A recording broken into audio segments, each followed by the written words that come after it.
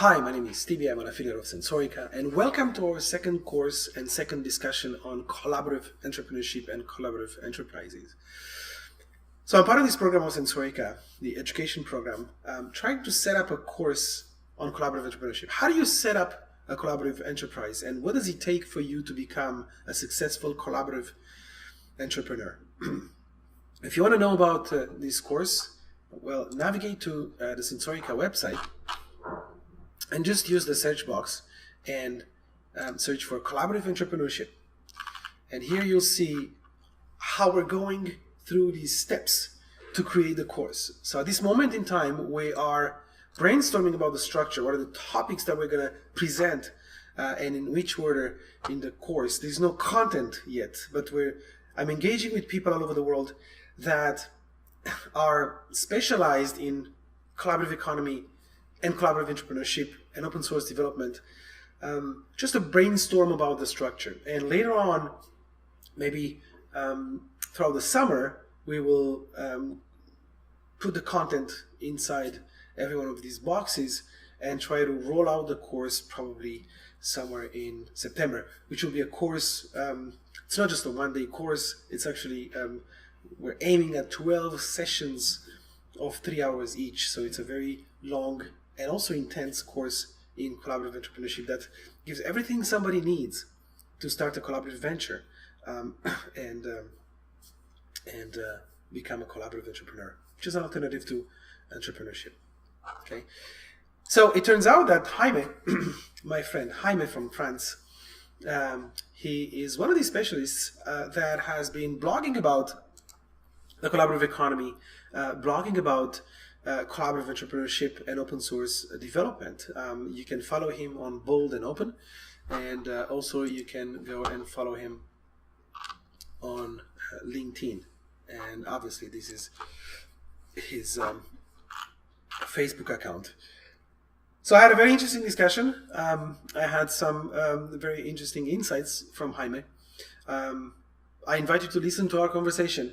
And if you have some ideas, well, you can actually contact me through Sensorica or just comment on this particular video if you are a specialist in collaborative economy, collaborative entrepreneurship, collaborative ventures.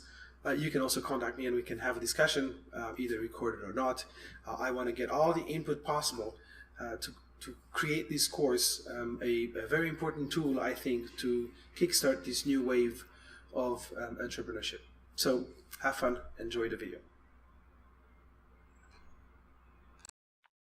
What is for you a collaborative entrepreneur? So at the same time, I see where you are, and maybe I can also tune the presentation. Yeah, well, I have never really thought about a definition for this, so you'll help me build a definition. But from my take, I think it's people who do something, who lead a venture, and then they invite others to build it with them. Like they not only give it in one direction, but they create channels for a community to build around it and collaborate in the building of it. So yeah, that would be my first layer. I created a few slides here just to guide us to have some illustrations about the topics that we want to put into this. And we are in the process this time to design this course, collaborative enterprise. And in the process, I'm meeting with people like you, Jaime, and brainstorming about the structure of the course. What should we talk about and how? This is the second big session that I have with someone to go from A to Z. But I always have discussion with people left and right, more or less informal, about how to shape this course. And especially with entrepreneurs, these are people that come through the Sensorica lab. I'm always sitting down with them and try to help them develop their enterprise. And since they're at the Sensorica lab, they already chose the collaborative path. For those who watch this video, if they want to know something about a collaborative enterprise and collaborative entrepreneurship, I have an example here, just to set up the table. Do you see the slide full screen, Jaime? Yes. And so the whole thing here is that design comes from France to Montreal. We build a prototype during a week. It ends up in the Sensorica lab, and then there's a bunch of people gather around it to say, can we make a product out of this, and can we dress it up with more technology, and why, right? And we made a prototype. And the lesson here is this: the way we did it is the collaborative way. Mhm. The way we worked on these things in a Sensorica lab, which is a type of office space, way people decide to the social contract among these people, the way we decided to collaborate and share future benefits, uh, it's very typical to collaborative entrepreneurs. Okay. So here we have a bunch of people that nobody pays anyone to work. They're just because they're interested in a journey. Some of them are because might be interested in a future venture. Maybe there's a product that will be sold, and I'll be part of this and share the profits. Other people were there because they wanted to test some technology that they already had. So the way this happened, this is illustration of what collaborative entrepreneurship means. Okay. So nobody paid anyone. Everybody put their time, their money, their spaces, their tools. So here's one conclusion of it. If you track everything that went into building this prototype, like time invested, money in space, tools, equipment, you end up with a figure of $77,000. And the sound that was spent during this project was only $2,000. Mhm. Okay, so by collaborative entrepreneurship, we mean that there is a new recipe here. There is a new social contract. There are new methods of working together that allow you to mutualize individual resources into a project. Okay, to share whatever you have, your capacity, time. I have some extra space. I have some, I have a 3D printer at home that I only use 10% of the time. Put stuff together, okay, and make things happen without the need to go to the bank. Okay. So what you see here through this collaborative entrepreneurship recipe is a very huge reduction of the financial barrier to put an idea on the market, right? So collaborative entrepreneurship, it's this kind of new setting, this kind of new way of doing things, okay, that allows you to achieve the same, but not spend cash money. Okay, you just do it with your peers by sharing your resources together. When you're a collaborative entrepreneur, you have to be able to get people to work with you. You have to get people interested, motivated. You have to be able to sell a dream, an idea, sell, I don't know, journey. You have to be able to create a diverse system of incentives. Some people might come there for the fun of it, for meeting other people, for I don't know, seeing their technology applied in something else, or some people might come for the economic reasons. They want to invest their time and maybe have some equity in the project and make some money in the future. Okay, so how do we put together this different system of incentives, knowing that people come to join us to play with us for different reasons? Okay, you see, it's already very different than just a company where you say, well, people are there just because they get paid money, right? So this is how I bring into collaborative entrepreneurship. I don't know if you see collaborative entrepreneurship in a different way that could enrich this. No, I agree with everything you said. Like, this is very important. Like, this is not just coming with an idea. If you want to make something collaborative, you have to see what's in it for the others. What's going to motivate them to come join you in your journey. You said it can be about money. Okay, come with me and we'll build this, and then we'll figure out how to share the money that this makes. It can be to meet other people, to practice with like-minded people. It can be to create something that you believe makes sense, or just for the fun of it. But you have to think beforehand what's going to be in it for the others.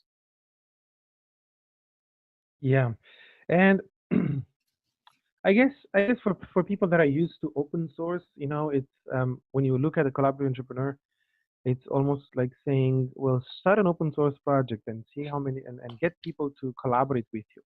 Okay, so uh, the process of building that community, you know, setting up the project is in a virtual space where people can actually see each other, collaborate, plan, execute tasks, and so on and so forth, and doing community work to get the people excited about the project and keep them motivated to work on the project. Well, that's very similar. I mean, this is where the culture comes from. Okay, in collaborative entrepreneurship. But we go a little further than just having an open source project that is just there for people to use, and we go towards, hey, maybe there is some benefits, some tangible benefits to be generated here. Okay, maybe that Matryoshka object could be sold. Okay, and we can get some in return, again, some money in return, some cryptocurrency or whatever it is, some tomatoes or apples in return. So there might be a change here, okay, with a market, and might get some benefit. So that would be the step difference from just our open source project. Let's create this thing, put it out there for people to use. A collaborative entrepreneur is also there for tangible benefits, right? So there's a bunch of different types of economy that people talk about today, like the attention economy. This is stuff like Google and Facebook do. Okay, they provide you a service and they capture your attention and then they sell that attention to advertising. The intention economy, the support economy, the gift economy, the sharing economy, the ethical economy, the circular economy, the social economy, and us here we talk about the collaborative economy. Okay, what do we want to target with this course on collaborative entrepreneurship? Okay, there is these different types of organizations that we see out there, like Bitcoin network. Okay, so if you consider this Bitcoin network as a network of people, not just a network of machines that validate transactions, there's actually people behind every one of these machines, right? And if we consider as an organization where it has a structure, governance, it functions. It definitely functions because Bitcoin is able to provide a service worldwide and actually a very stable and secure service. Doesn't matter how Bitcoin is traded today, and it doesn't matter if you agree or not with the philosophy behind the design of this value exchange system. What I'm trying to say here is that, hey, here's a new type of organization that is totally decentralized, and I think it succeeded to. It's a good proof of concept of how we could organize and provide some services.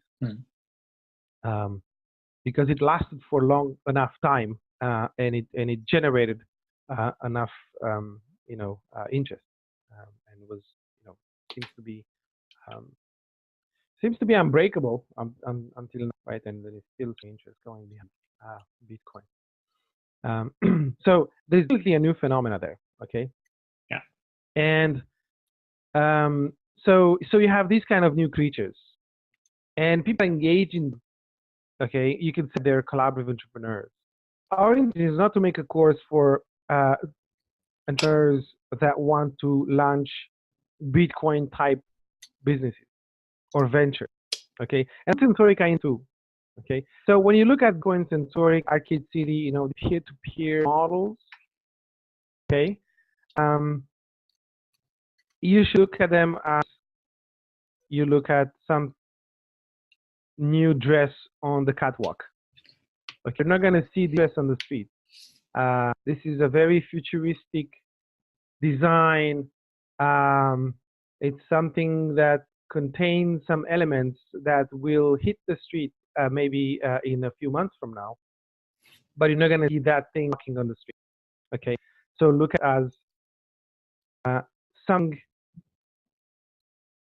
futuristic, something that is not ready for a day. This is an important thing to go through here. The whole idea is that as things go through a transition, you have a period where there is not enough of the new stuff to have it develop fully. So when the engine was invented to make new cars, we had to stick with the horse buggy because everything was in place to manufacture horse buggies. So it made, it, this transition, these hybrid models are not just a lack of imagination of people of the time. They are also, coming from a need, a requirement, which is, you already have an industry, you already have some artisans that are producing these horse buggies, and if you have a motor, well, just attach it to the same thing because now you're compatible. It's a matter of compatibility. So when it comes to entrepreneurship, these new people that want to launch their ventures in a collaborative way, one way is to try to create these network type organizations like Bitcoin or Sensorica, but they're not compatible with many other things in society. So it's a sort of a very hard project. So in the course, we want to tell people, well, these are the futuristic things, and we don't know how much of that will survive in the future. But there is a case today to become a collaborative entrepreneur and launch some hybrid collaborative organizations that allow you to plug yourself into the actual existing world, right? Mm-hmm. Not to project yourself too much in the future. So the course is kind of geared towards that. And here's an example of a hybrid type organization like Adafruit, okay, that has a network of people. So the collaborative aspect of it is the open innovation network.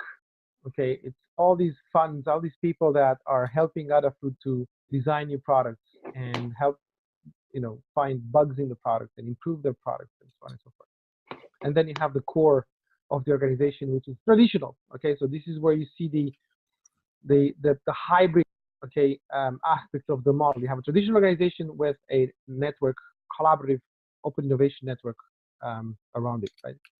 As opposed to Radio Shack, which I suppose is the traditional model. So Radio Shack is the horse buggy, Adafruit is the horse buggy with the engine attached to it, right? It's sort of a hybrid one, just to speak some ideas, okay?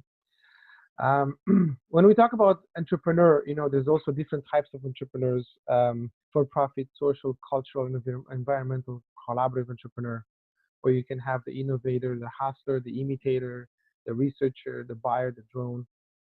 You have entrepreneurs that function well in small settings, medium settings, and large settings. Usually entrepreneurs that start a new venture, they have to step aside as the venture matures and grows larger in scale, and let other people that have the proper skills to manage it. And then you can have private enterprises, state enterprises, and joint enterprises. So every type of entrepreneur requires different skills for the individual. So this is just to put things into perspective again. Okay, and here are some important characteristics of these collaborative enterprises that we're talking about. They're transparent, they're open, they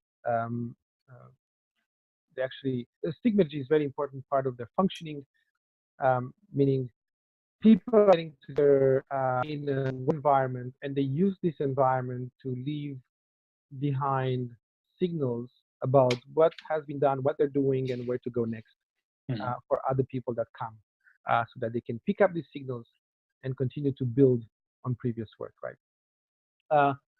Open enterprises, we also see a lot of synergy within them, meaning different projects might feed on each other within the same venture, and they're self-organizing, dynamic and adaptable structures. When we talk about collaborative entrepreneurs, what we want to provide these individuals that would come to the course in terms of skills is to teach them how to manage complex social dynamics, because when you develop collaborative ventures, essentially you develop networks and diverse networks of individuals. So how do you manage these diverse networks of individuals? It's not the same thing as managing a team of 5 developers, right? there might be thousands of these people. So Yeah, that's a challenge. it's a little bit like sorry. That's a challenge, going from So 5 to a you can community. yeah, a little bit like a politician. The politician talks to the crowd, and talking to the crowd is very different than talking to 5 people in front of you, because of this crowd dynamics that you incite when you're saying stuff to the crowd, right? Think large scale, socialize your work, be collaborative, sharing, facilitating, and coordination, to make sure that things are running smooth, and animating your venture. So this is just to add more description around a collaborative entrepreneur in terms of the skill they need. But abundance, okay. So just because we're lacking time here, when it comes to the course, we think about cutting it into 7 big chapters, and some of these chapters might take a few sessions, and a session means 3 hours of course in one day. So this would be a course that would be given, on a period of, I don't know, 2 or 3 months.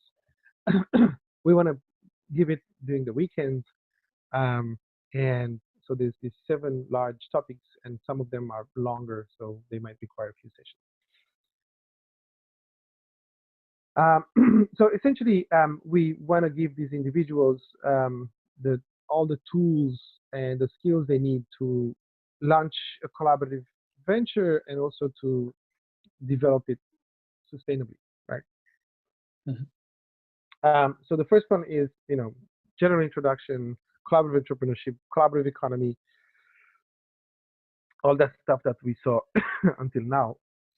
And then how do you create a collaborative venture? So this is what we're gonna tackle in the first course.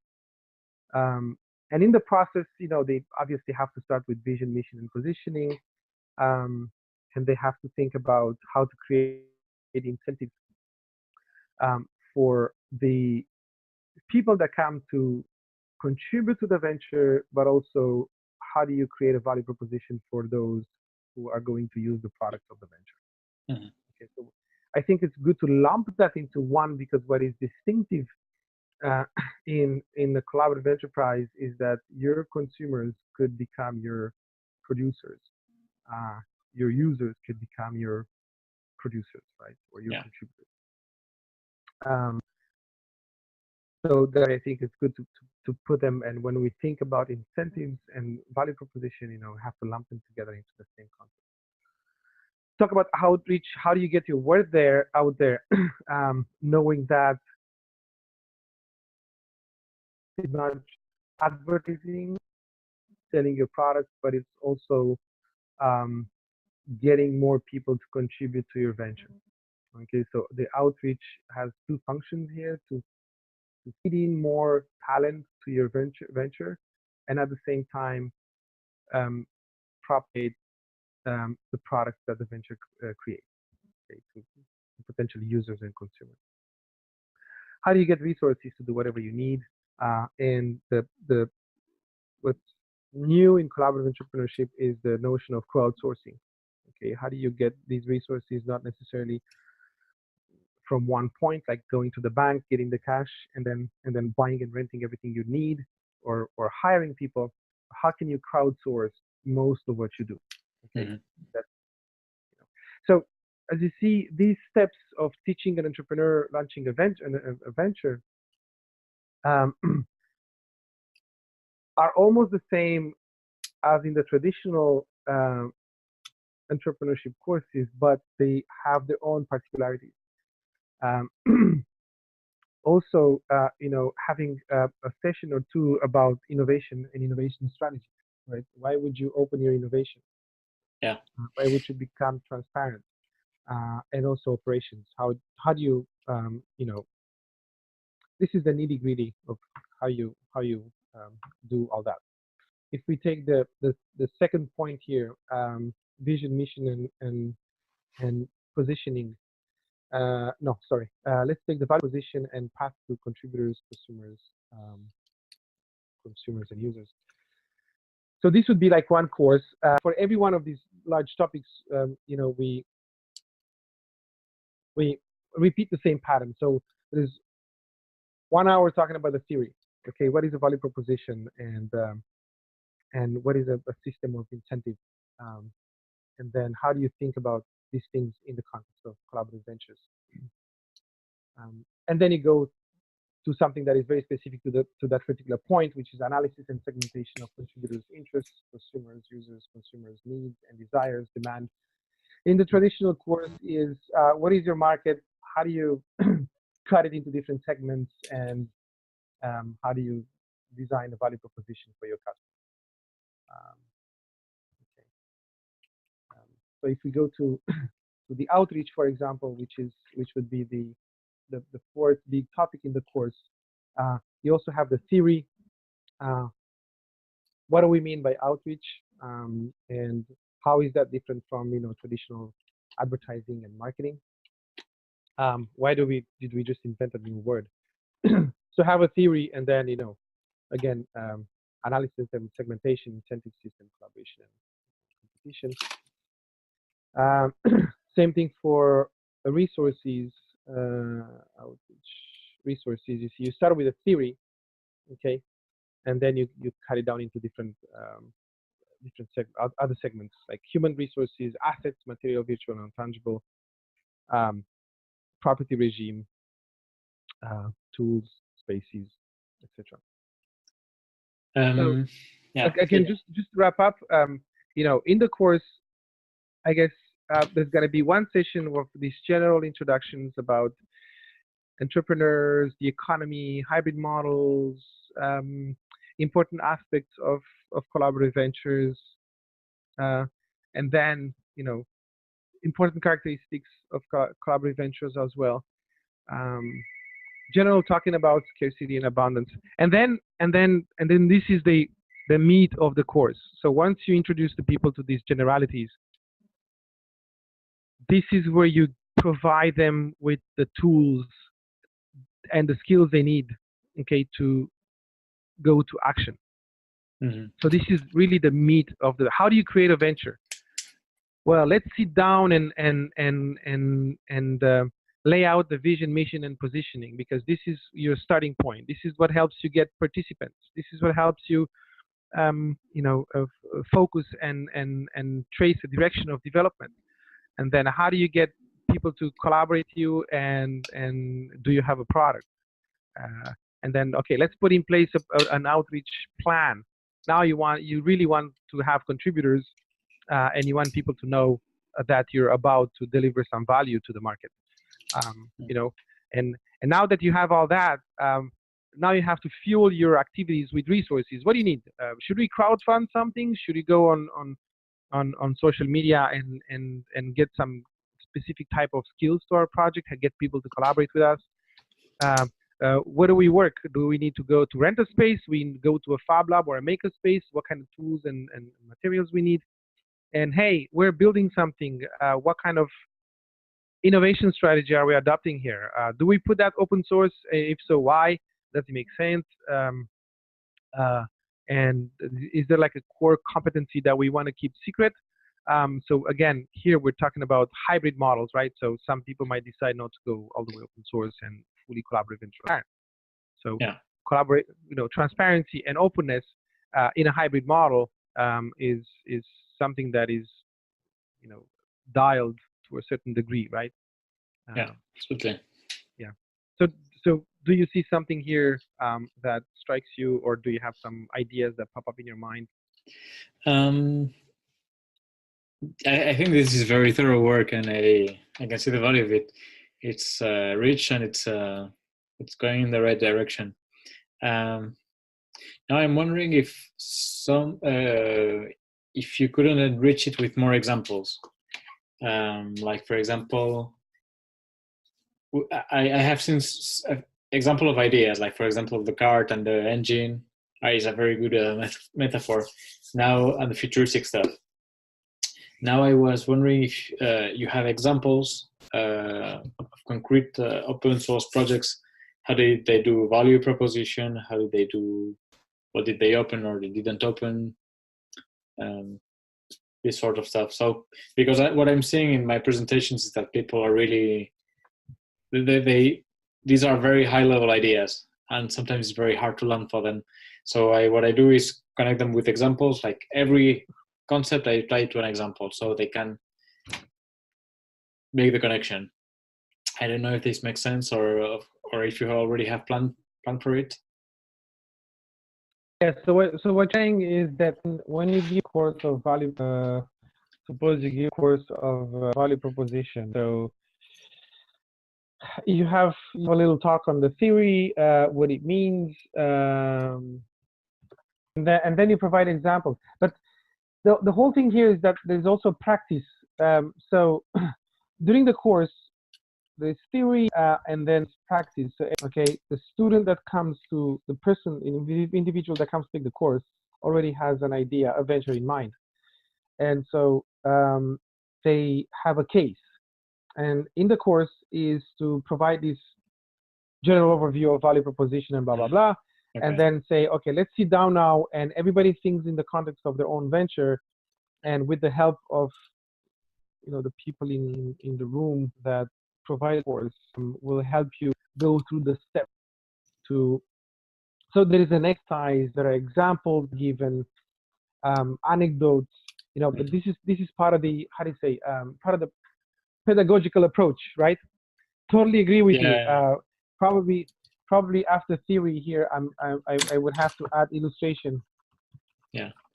You give the theory and an illustration, and then you go to provide exercises, right?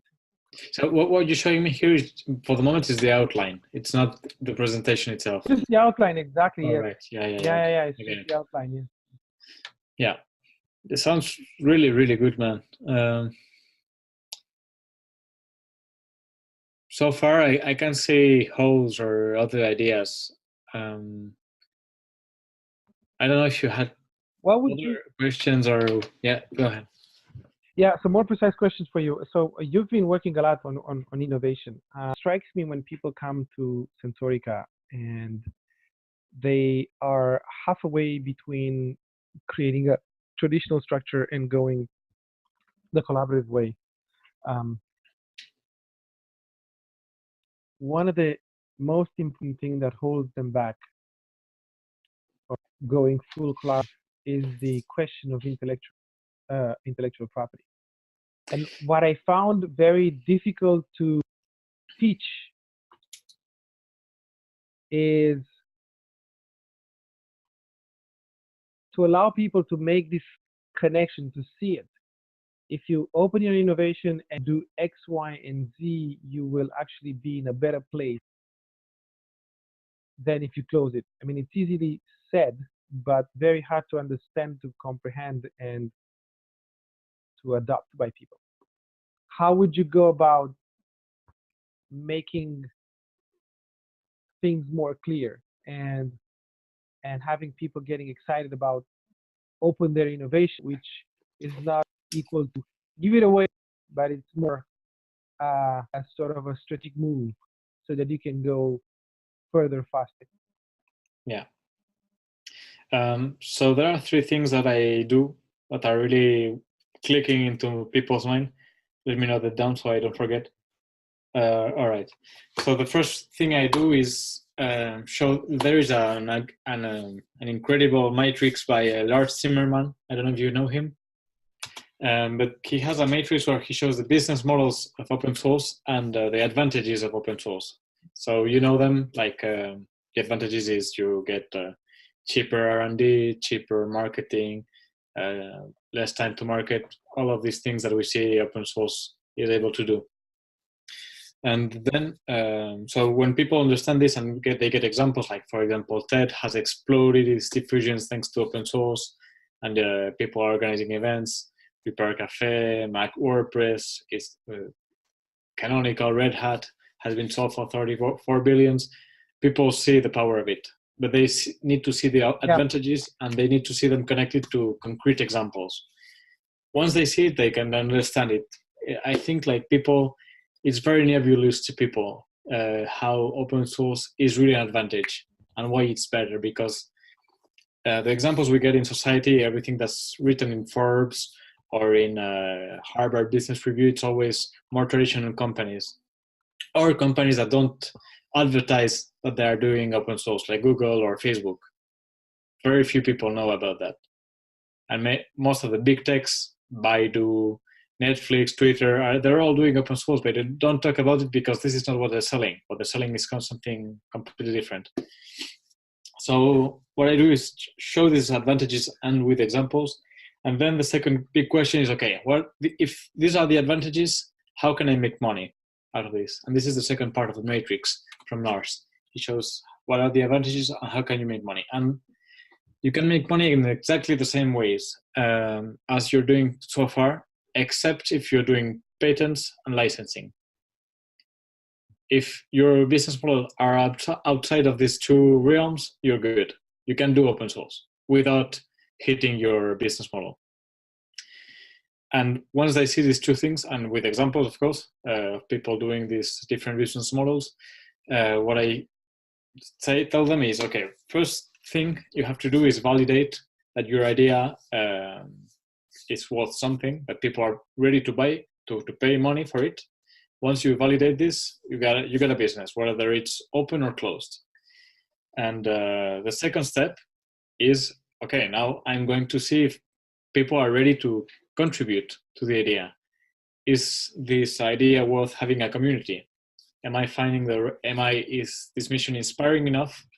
Is what do we say it? Is motivating enough for people to build a brick on top of my idea? And if so, you have both a business model and a community model.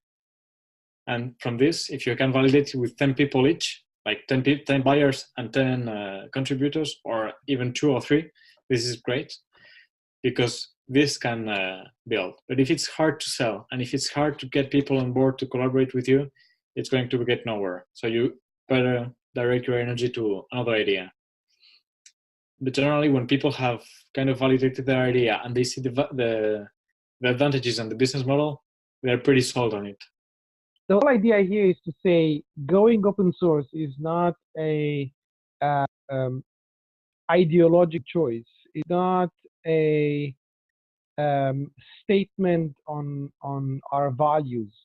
It is actually an economic tactic, right? It's a business tactic. And there's another thing that people need to understand, that the competitive advantage of going open source, of having a business, is not anymore of having the whole operations and owning the assets and everything.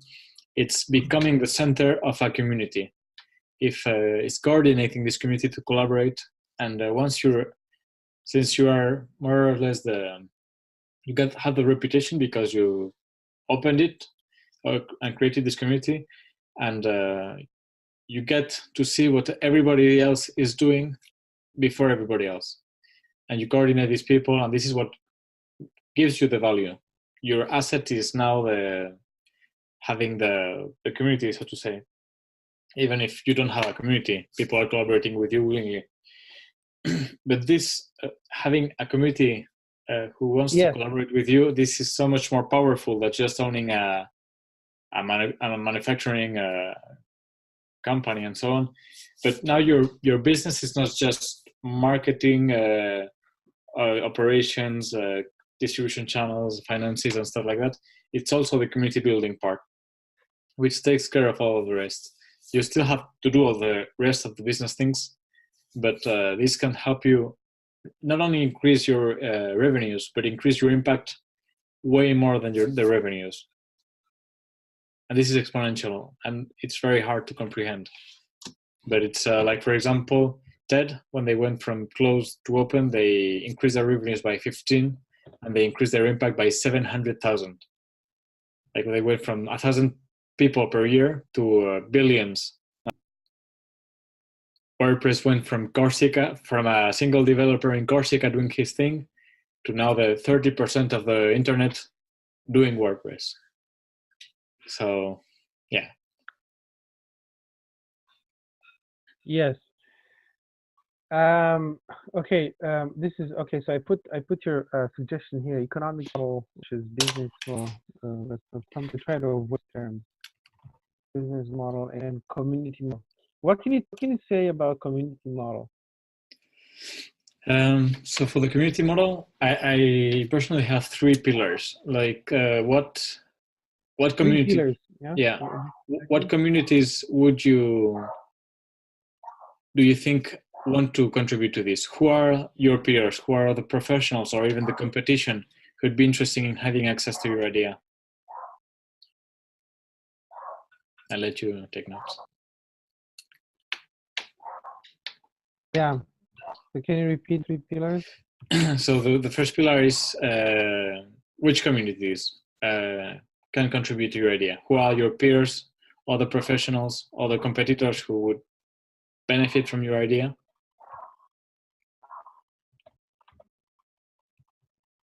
Who are your peers? This is part of the first one, right? Yeah. Who are your peers? Who are other professionals? Who are your competitors? Okay.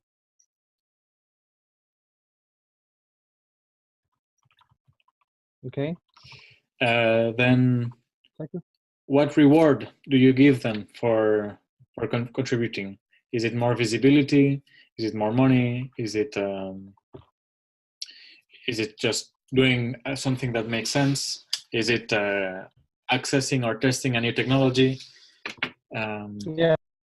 Is it creating an infrastructure, a common infrastructure that makes sense to everybody? Yeah. There are many rewards, and I think you already noted a few of them when we started the conversation. And the third pillar is what channels do we create so we can collaborate. So this could be online or offline. Like it could be a forum, it could be a mailing list, it could be a website, it could be physical meetings where we have drinks on a regular basis and we collaborate like this. Yeah. Yeah. You know what? I think what you're telling here, what you're teaching here is to make explicit student layers, because the community model and the business model is going through all these at once. For example, you can see it here. Value proposition and path to contributors, consumers, and users, incentives. So Yeah, you have at the same time users and consumers with prosumers and contributors, prosumers being the step in between. And here's where I try to kind of visualize that throughout these topics here, collaborative ventures, collaborative entrepreneurship has something specific. Is it kind of dissolves this hard barrier between who's in and who's out, and allow people from outside, which are your consumers, users, to flow into venture and you in different ways, from giving you feedback on product and finding a bug, proposing fix for the bug, to getting involved in development and even becoming a core member of your venture. Okay, we know some of what happens with Fruit and its ecosystem. We know that Fruit hires people from their community. Okay, but that is not that's a hybrid model, so that's fine because we want to teach hybrid collaborative entrepreneurship. In a model like Sensorica, things are more continuous, right? You can get involved into the process of developing the project without going through a whole procedure of getting hired and interviewing all that stuff. But yeah, so there's this kind of fold in, right, where in and out becomes a little bit blurred, and you can see it everywhere. So when you talk about vision, mission, and positioning, it has two main goals, meaning the vision, mission, and positioning structures your community. Okay, so it gives it a purpose, it gives it a direction, but at the same time communicates things about the product on the market, right? The business. Same thing for the value proposition. What is the value proposition for you to join us? And here's the value proposition for our product. Okay. Same thing for outreach. I'm doing outreach because I want people to contribute with us, but I also do outreach because I want people to know what we're building. Mm-hmm. You see what I'm saying? So there's always this in and out that finds itself in every one of these steps. Resources, that's another one. It's like, am I get resources, pool resources or crowd resources from my community, or I'm going out there and going to a bank or to investors or VCs and get some resources. Where I don't sell a product, I sell my venture. I sell my business to them, right? Or I'm gonna just crowdsource these resources. So I acknowledge the fact that my community is full of resources. People have money and have ideas and have materials and okay. I think what you're telling me is to every one of these sections to make it really visible that there are these two dimensions here, right? Absolutely, yeah. It's every concept that might be a bit nebulous to someone who is not an insider like us, to make it extremely concrete, so that cannot not understand it. Yes. Building kind of this library of examples that are already working in the real world. There is you can use Adafruit, Arduino, SparkFun, but also Lulzbot, which has also been growing exponentially like Adafruit. You can use TEDx.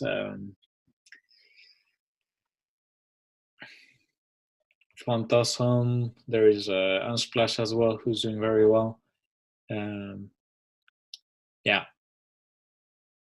Ethereum, which is also a good example, even if it's in the blockchain of open development.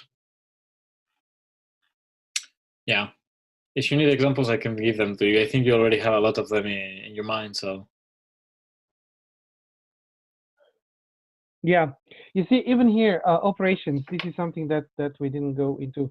You might have something to say. This is just operations. It's sort of the back end of the venture, right? What I've seen from their operations generally is that they are pretty classic. From what I can collect from the outside. For example, Arduino, it's a manufacturing company. They do their thing. The only operation they add is this community. They are fluidifying their community. They are promoting their ideas. They are creating these libraries that are useful for the whole community, and they're integrating it in their whole operations. But otherwise, I think this is more of an external activity rather than an internal one, except that you're hiring community managers in this case. Understanding community managers as people who are connecting the company with the community, not just people on Facebook or Twitter.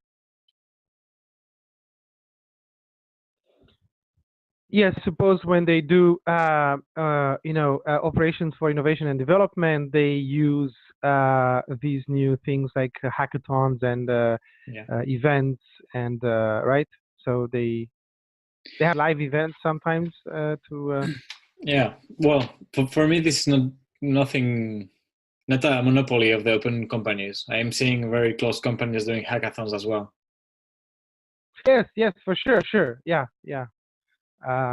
But it's part of the operations when it comes to innovation and development.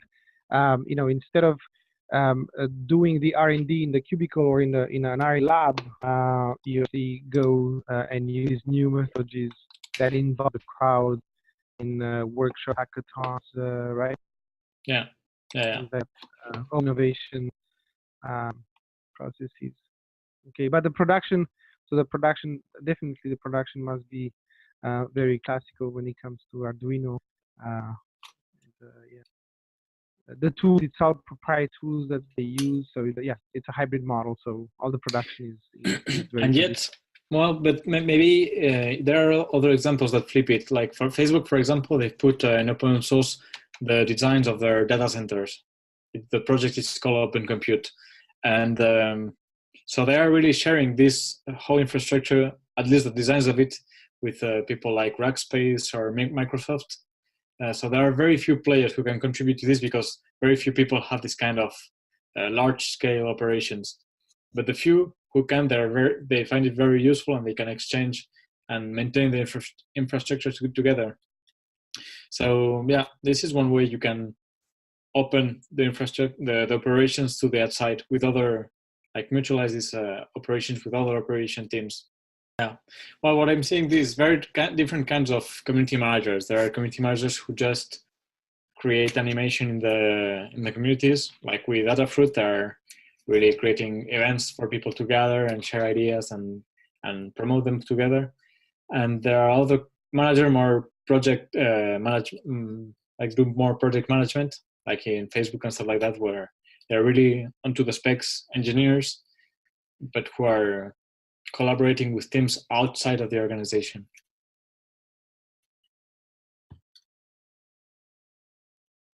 Yes. Yes. Anyway, I'm conscious about your time here. Once we do it and put the content inside, it'll become Creative Commons, right? And when I say put the content, it means every course it's gonna have its own deck, and you're gonna have how many? 8 decks or 9 decks, whatever. Okay, with all the pedagogy material, the exercise, and all that stuff. This will take a while. But everything will be as open source Creative Commons, so you could add it in the future. And knowing that we're creating this, if you have some ideas, you can drop them in. Just send me an email, or if you want some other ways to collaborate, I can give you access to the document, and you can just drop stuff in. And we're gonna roll out a course for free, where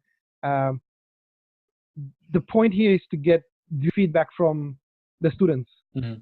Okay, so I'm thinking about a class of 15 to 20 during the summer, which are the early adopters, the first ones, the first cohort.